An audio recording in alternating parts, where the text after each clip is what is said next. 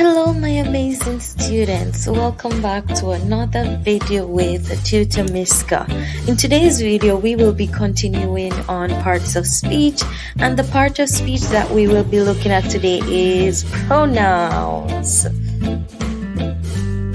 Before we begin our video, don't forget to like, share, subscribe, hit the notification bell and comment down below. And for those of you who already have, thank you.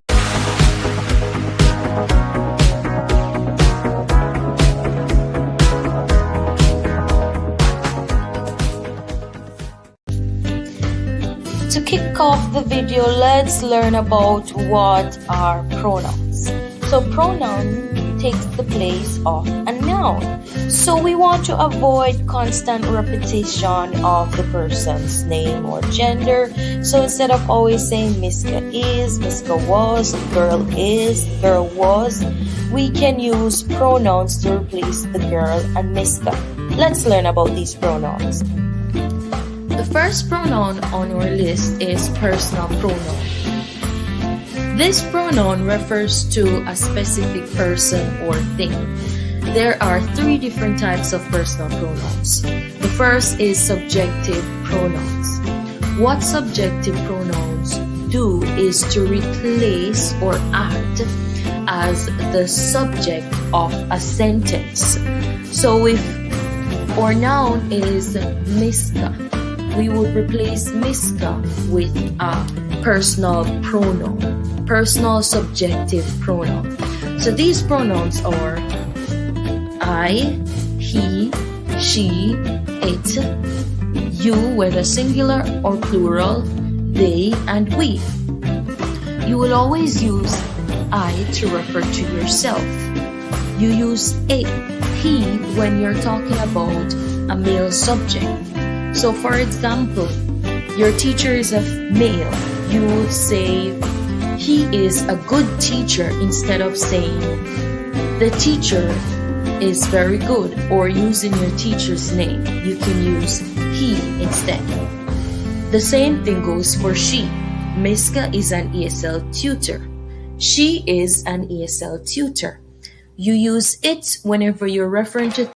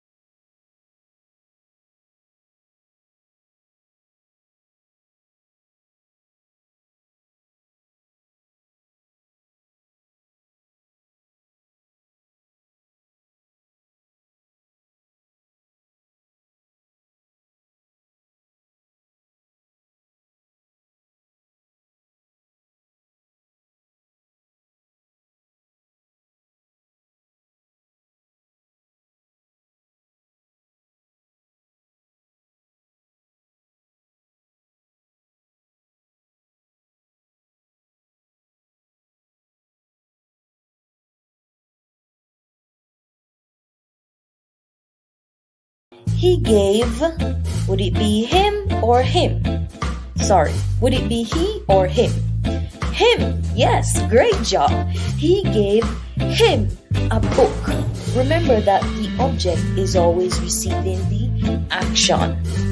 So we cannot say he gave he a book. He always a subject. So he gave him a book. The same for her. He gave her a book. And for it and you, always the same. He cannot really give it a book, but for sentence construction's sake, he gave it a book. He gave you a book. He gave them a book. He gave us a book. Now, how would we use them?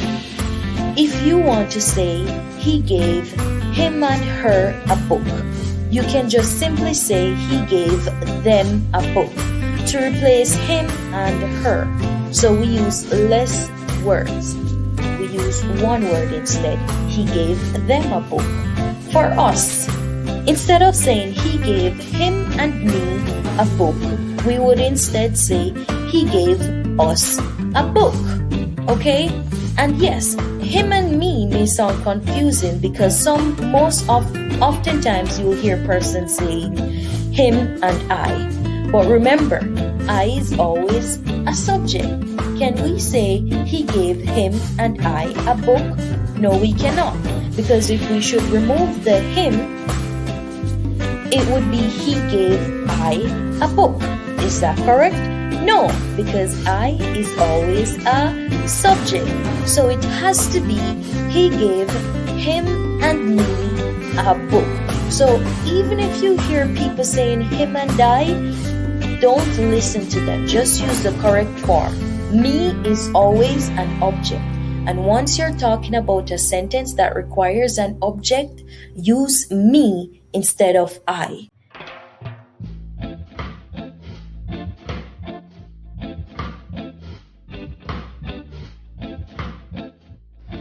Next up, we have the possessive personal pronoun. This pronoun does not replace anything. What it does instead is show ownership. So these pronouns that we would use to show ownership is my, mine, his, hers, its, yours, theirs, ours. And the subject that they go with is, as you guess, for I, it's my or mine, he, his, her, she, hers, it, its, you, whether singular or plural, yours, they, theirs, we, ours. So let's look at the example. The food is blank. We don't need to worry about any object pronouns here. There is already a subject, which is the food. So the food is, for I, it would be the food is mine. The food is his. The food is hers. The food is its. The food is yours. The food is theirs. The food is ours. So the only reason why we should use these pronouns is if we're trying to show ownership. Who does the food belong to? Or whose the food? The food is theirs. Now, for my, we always use my before the subject. So we cannot say the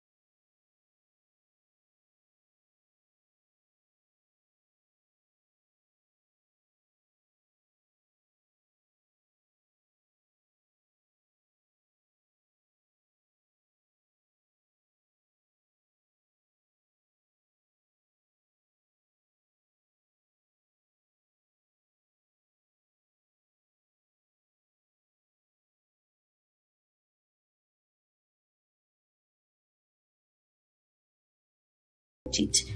It's not there.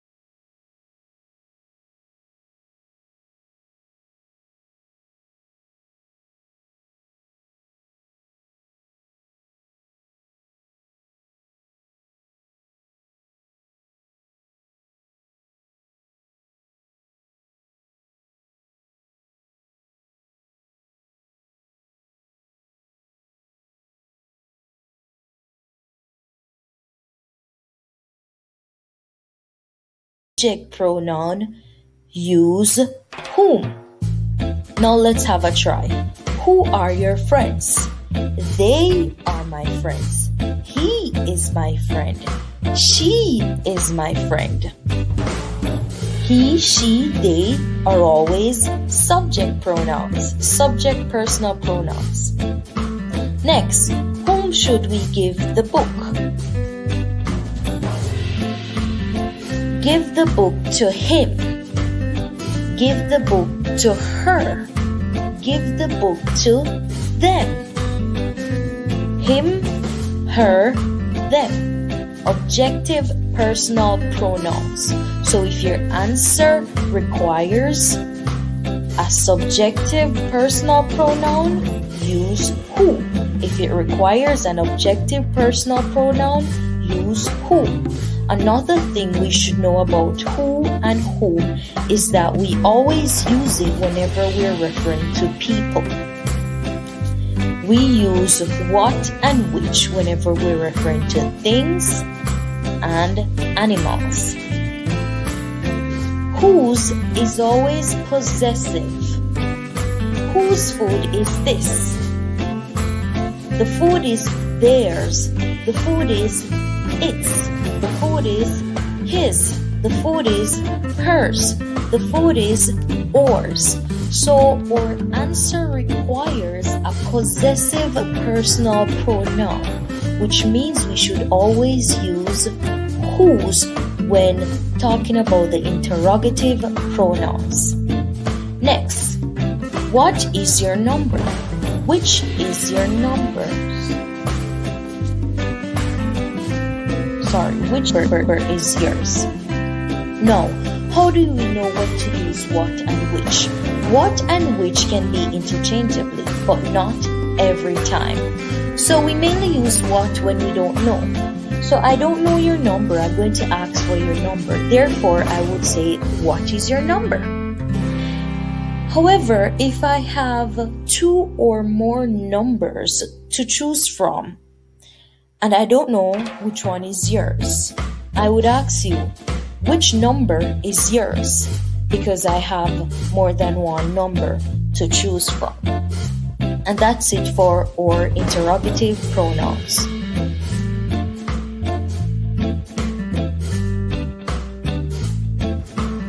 Relative pronouns are a bit complicated, but stick with me through this video and we'll find out what they are and how to easily identify and use them.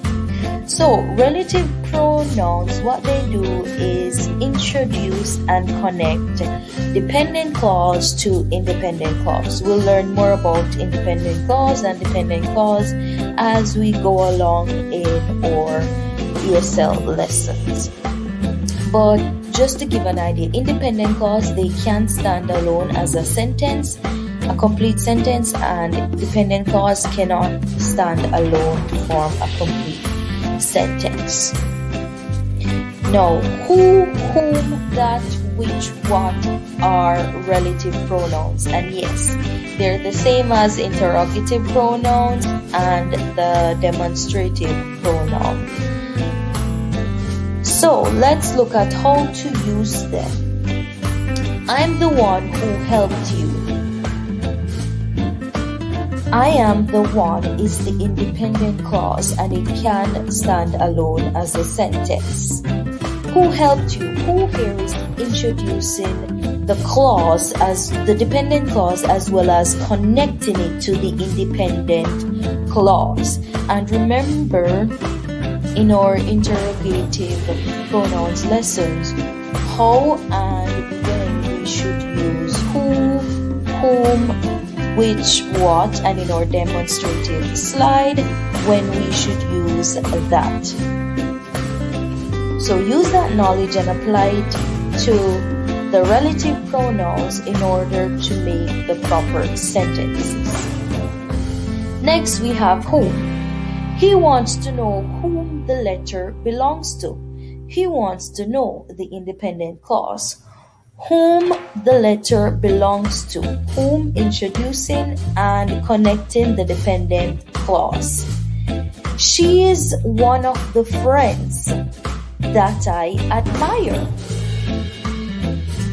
This is the song which I love to listen to.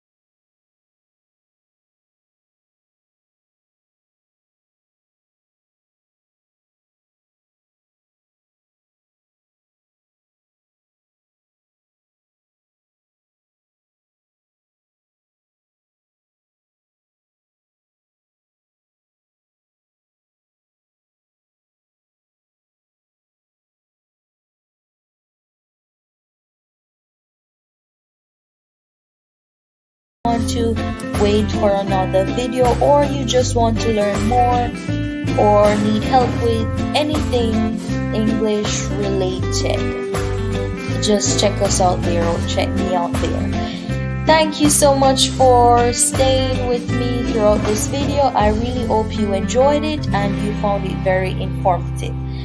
Have a great summer vacation, guys. See you next month. Don't forget to like, share, subscribe, and comment down below. And hit the notification bell, of course. And thank you so much to all our viewers and subscribers. See you.